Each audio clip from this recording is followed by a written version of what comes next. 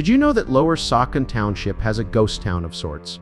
Buried in the brush, consumed by the ravages of time, along a section of Riverside Drive known as the Narrows is the former settlement.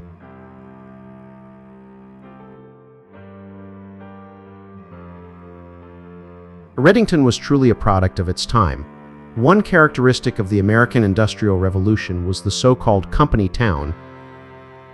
Entrepreneurial manufacturers who brought about the machine age often thought it was essential to isolate their particular industry in a self-contained community of company houses, stores, churches, and even activities. This way, worker loyalty might be more firmly directed to the goal at hand, namely, company profits.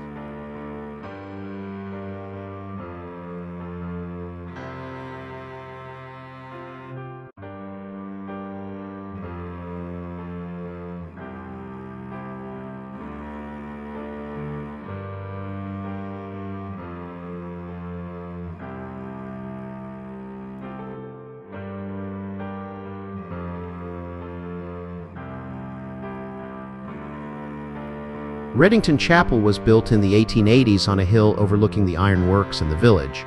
The land on which it was built was donated by William T. Carter.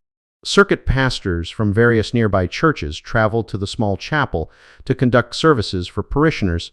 There were Bible study classes held at the chapel, which evolved into a religious school and library that was attended regularly by up to 50 students. Over the years, several area churches were affiliated with the chapel, such as the Williams Township Methodist Episcopal Society, the Presbyterian Church of Southeaston, and the Church of the Nativity in South Bethlehem. When the church stopped being used for religious groups, it was converted into a residence. The chapel was Greek Revival in style, with a gable front orientation and decorative window lintels. It was constructed simply of wooden clapboard siding, with a slate roof.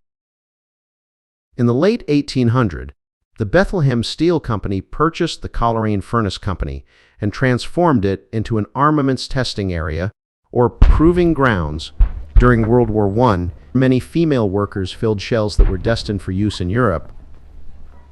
After World War I ended, armament production also ceased in Redington, and by 1925 the village was largely abandoned, with the exception of some privately owned worker housing that is still inhabited to this day.